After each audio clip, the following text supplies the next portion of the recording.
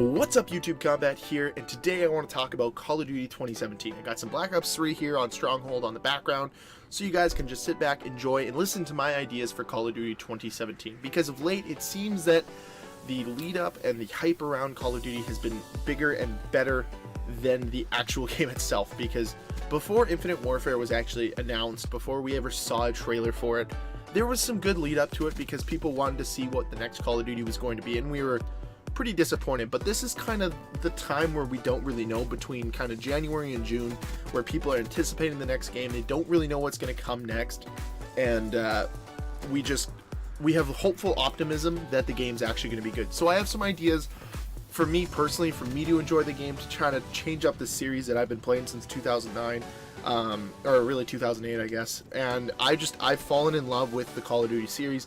I want to see it succeed. I want to see it be successful and be good. I want the community to be satisfied, and I think that we can do it with Call of Duty 2017. I think Sledgehammer Games has a very good opportunity to be able to do it. So let's talk about what I would like to see and my ideas for Call of Duty 2017. Now, like I said earlier, I've been playing the series since 2008. My first game was Call of Duty 4.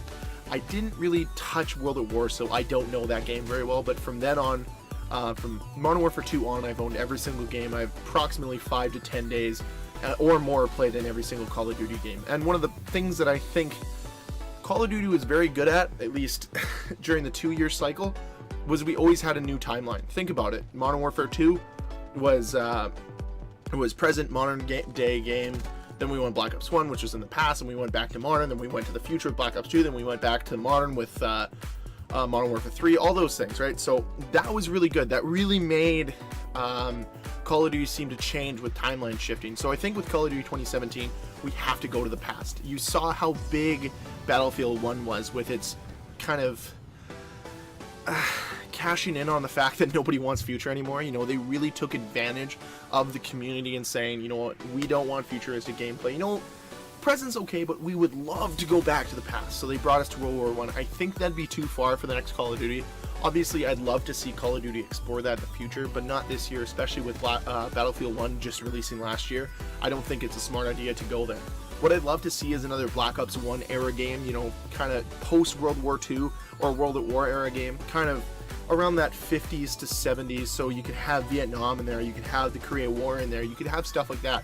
Or you could just like make up something yourself and have some other timeline in there as well, some fight that never happened, but make it matter. And as long as it's in that timeline, I don't want to see anything modern either. I think modern's been done to death over the last few years. I want to see more past games. I want to see games that reflect how brutal the 50s to 80s kind of were for fighting in wars and all that stuff. And I think that Call of Duty could really capitalize on bringing people back if they bring it back to kind of the roots of what the game was before, which was a gritty war shooter, not this futuristic shooter, because that's not where the fans came from. They didn't come from playing a futuristic game. They came from a gritty war game that I think Call of Duty did very well for a lot of years, and Sledgehammer has a very good opportunity to bring some fans back by putting the game in the past.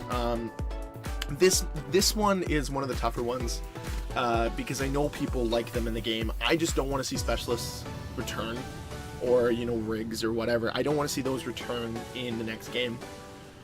And there's reasons for that, I guess. One of the biggest reasons is I don't think it will work in a, you know, post or in a pre you know, modern era. But I also just don't think that they add that much layer of gameplay to it. I think the games were great before them, and I don't think we need to see them return in every single iteration. It'd be nice to have them one out of every 3, you know, kind of Treyarch takes the specialist and they own that, or if Infinity Ward wants to do combat rigs, but we don't need to see them in every iteration from here on out. I think having them once every 3 years would be a really good, nice, fresh thing to have every 3 years, instead of saying, okay, we're going to do specialists again. So I think Sledgehammer Games should not have specialist streaks in them. Just, I don't know, it just, for me, or specialist characters, I guess, or combat rigs, just because I don't think they belong in the Sledgehammer game. The other thing I'd really love to see is going back to the basic perk system. The pick 10 system's great, but once again, we don't need it in every single iteration. It's a great addition, and I know it's there for competitive play, but you know what? Call of Duty was fine before with the old 3 perk system.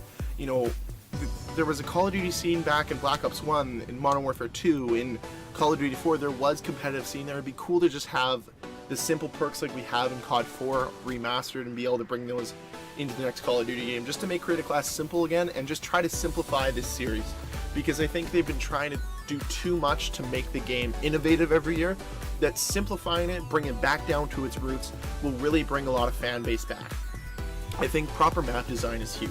I think with the last few games, map design has been lackluster, and Sledgehammer needs to step their game up, because I think one of their biggest problems, at least for me with Advanced Warfare, is their maps just weren't there. They weren't very good. I didn't like the design of them.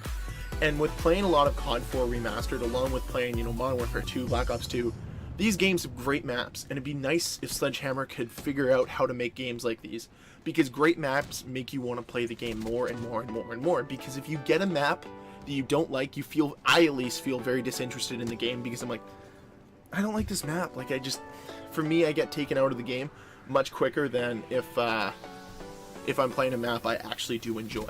Stronghold, for instance, I like this map, I'll play it, I don't get disinterested with it, but there are a few maps in this game, like Redwood, where I'm like, I don't want to play this game because it's up. So it seems that the more Call of Duties come out, the less the maps really excite me. But that's more of a personal preference thing. The other thing that I really like to see return in the next Call of Duty iteration is really strong kill streaks, good kill streaks again.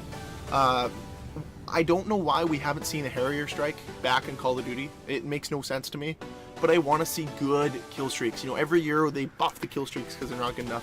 Give us really fun, good kill streaks like we had in Black Ops 1. You could even, use the Blackbird, use stealth bombers, use chopper gunner, use a gunship, those kinds of things. Strong, powerful kill streaks that people want to use and earn and work hard to get. I don't know, guys. These are just some of my ideas. Let me know what you guys want to see in Call of Duty 17. Once again, if you enjoyed this video, please hit that like button. If you want to see more from me, please hit that subscribe button. Until next time, guys, Combat signing off. Peace.